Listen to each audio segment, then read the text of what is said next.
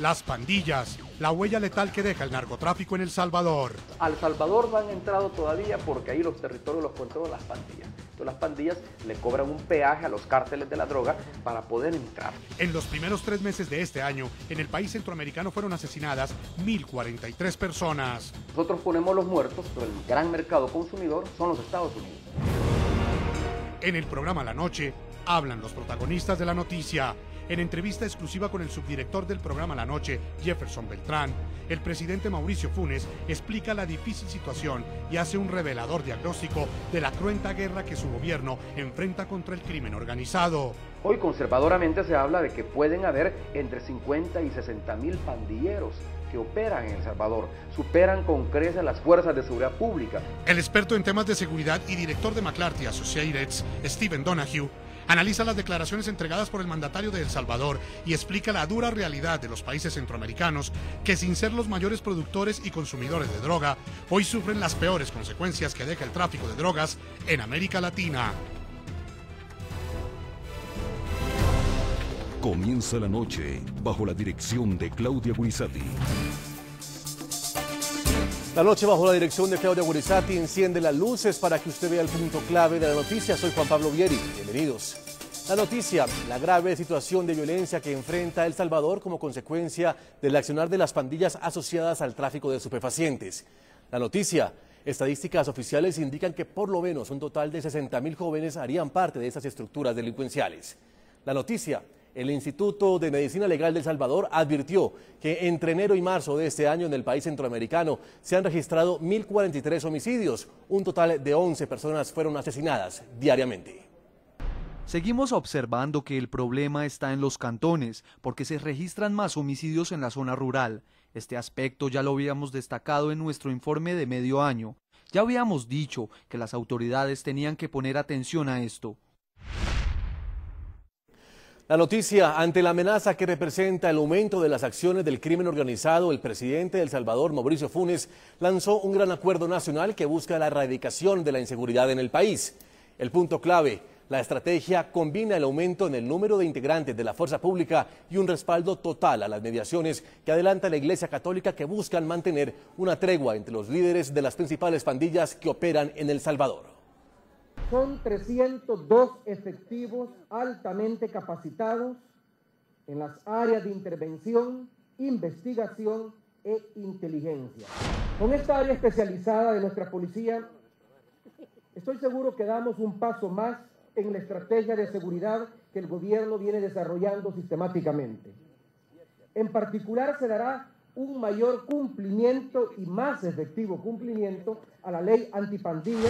Es el comienzo de un camino, insisto, que toda la sociedad salvadoreña quiere transitar para tener una vida en paz. Lo que en el mundo se conoce como pandillas, en El Salvador y resto de América Central se conocen como maras, grupos de jóvenes que se identifican por estar tatuados en gran parte de su cuerpo, representando en cada centímetro de tinta a qué bando pertenecen. Según analistas del hemisferio, hoy esas pandillas o maras son la más grande amenaza junto con los carteles de la mafia para la democracia en El Salvador.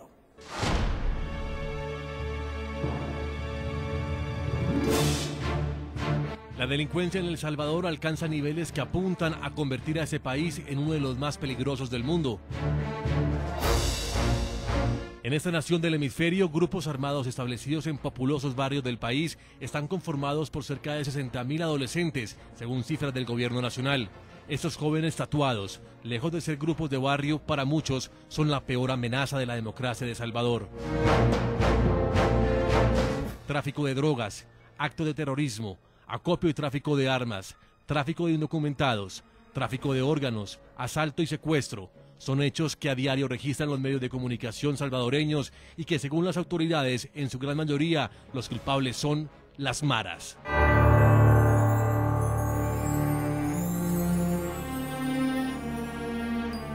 La mara es en primer término un grupo de edad, es decir, jóvenes que se reconocen como parte de la misma generación y se identifican. En su actuar, crean circunstancias caóticas bajo el poder de las armas y dinero de la mafia. A las maras, muchos analistas las califican de ser los hilos del poder de los grandes carteles mafiosos, que desde el sur del continente hasta Estados Unidos operan en lo más oscuro del mundo del hampa. encontrando en países de América Central su máximo cuartel de operaciones delictivas. El más reciente reporte de la policía salvadoreña señala que entre el 1 de enero al 31 de marzo se registraron 1.043 homicidios. Enero y febrero fueron los meses más violentos con 411 y 402 homicidios, mientras que en marzo la cantidad de muertes violentas se redujo a 255. El pasado mes de marzo se llevó a cabo un proceso nunca antes visto en El Salvador.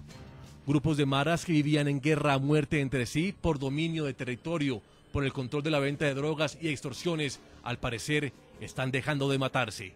Estos jóvenes tatuados adquirieron un compromiso de no autoeliminarse y de bajar el índice delincuencial entre ellos.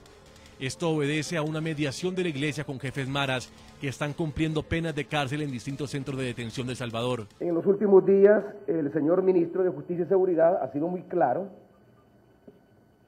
que el gobierno no ha participado en ninguna negociación. Esta fue una iniciativa de la Iglesia Católica, particularmente de Monseñor Fabio Colindres. Por supuesto que la Iglesia Católica requería de algunas facilidades para reunirse con los líderes de pandillas recluidos en el penal de máxima seguridad. El gobierno del país centroamericano ha señalado en repetidas ocasiones que las maras son responsables de al menos el 90% de las muertes que se registran en este país y que la mayoría de las víctimas caen en la guerra que se desata en las calles. En El Salvador hay un promedio diario de 14 asesinatos, pero cifras de la policía indican que desde hace menos de una semana ese índice ha bajado entre 4 y 5 muertos por día.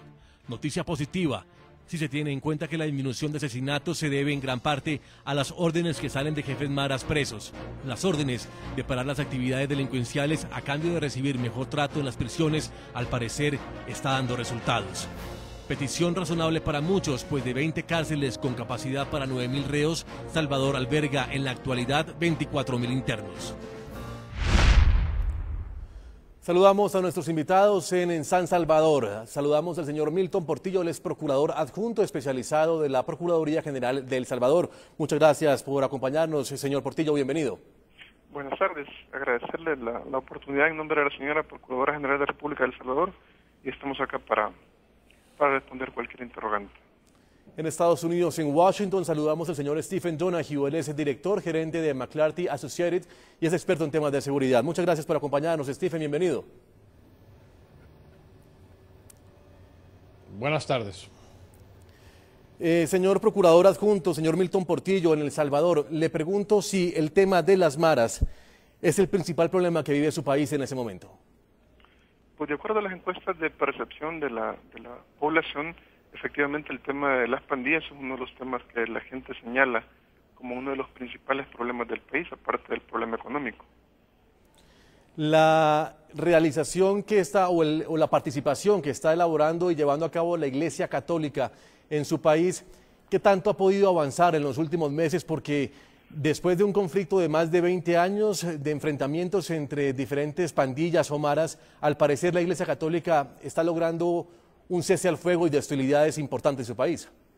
Bueno, la verdad es que el fenómeno es interesante porque en los 20 años de gobierno pasado y los que lleva el actual, pues no habían existido disminución en el tema de homicidios. Y la Iglesia, pues según dicen, aproximadamente 3-4 meses, ha logrado que de la cifra de 12 a 14 homicidios diarios se reduzca entre 4 y 6 homicidios, que es un fenómeno interesante. Antes de hablar con Stephen Donahue, le pregunto, señor procurador adjunto, si hablar del tema de maras, de pandillas, es lo mismo que hablar de crimen organizado y delincuencia común. Pues, de acuerdo a los datos que se manejan en el país, efectivamente se puede hablar que hay una mezcla entre las pandillas y el crimen organizado. Pero yo diría que no en todos los departamentos del país funciona de la misma manera, ni tampoco los niveles de participación de los pandilleros pueden tildarse siempre como relacionados al crimen organizado. Desde luego, por ejemplo, la venta de drogas o la distribución de drogas por parte de los pandilleros es una de las cosas quizás más importantes que sí se puede relacionar al tema del crimen organizado y el narcotráfico. En Washington, Stephen Donahue. Stephen, la pregunta es si las maras, estas pandillas como se conocen en algunos puntos y como se conocen en América Central, las maras son tan poderosas para poner en riesgo la democracia de un país, en este caso el ejemplo de El Salvador. Bueno, yo creo que no, Juan Pablo. Yo creo que la situación es que ellos son una organización criminal que quiere hacer plata usando el crimen como su método de negocio. Ellos no han demostrado en ningún momento, de que yo sepa, alguna intención de tomar control del gobierno. Mejor prefieren amenazar al gobierno y amenazar al pueblo para que cooperen con sus actividades criminales. ¿Usted coincide en pensar que estas maras, estos grupos de pandillas, esos grupos de jóvenes que se identifican por estar tatuados en gran parte de su cuerpo y que son los que organizan o desarrollan el crimen en las calles de diferentes países, en este caso El Salvador, son los hilos del poder de los narcotraficantes? No hay ninguna duda de que estas organizaciones, estas maras o pandillas, son organizaciones criminales que tienen vínculos muy fijos, tanto con las organizaciones de narcotraficantes, los carteles, especialmente las de México, como también de las organizaciones de tráfico de armas y de lavado de dinero. Por eso es muy difícil pensar que no hay un vínculo muy estrecho y que no hay una relación casi permanente entre estos grupos. En la dinámica de la violencia que se está viviendo en El Salvador, ¿qué clase de trato se le debe dar a estos grupos delincuenciales conocidos como maras? Bueno, claramente parte del problema es que el gobierno, después de tanto sufrimiento que ha tenido el país durante las guerras de los 70 y los 80, está enfrentando una situación en el cual la economía mundial tiene un impacto sobre su propia economía local en El Salvador, y por eso el vacío que esto crea con la situación económica es una en el cual con la falta de empleo estos jóvenes buscan cómo hacer para poder ganar alguna plata. Y obviamente la oportunidad criminal les ofrece una alternativa, y por eso el gobierno está enfrentando una situación en el cual se están viendo con bandas criminales que tienen tanto los números como el equipo mucho más grande que se esperaba antes. Y después de la guerra, a principios de los 90, se desmovilizaron muchas de las fuerzas armadas y las fuerzas de seguridad pública que antes existían, y ahora las fuerzas públicas no tienen el mismo nivel de tropa, de tamaño ni de equipo que necesitan para enfrentar el flagelo que están viendo por parte de estas pandillas. En el programa La Noche hablan los protagonistas de la noticia. En la entrevista con nuestro subdirector Jefferson Beltrán, el presidente de El Salvador, Mauricio Funes, habló sobre la escalada de violencia que enfrenta su país y la corresponsabilidad que tienen los Estados Unidos en esta grave situación generada por el narcotráfico. El mandatario exigió más ayuda para Centroamérica y reveló que la cifra de pandilleros que operan en El Salvador duplica la de integrantes de la policía y del ejército.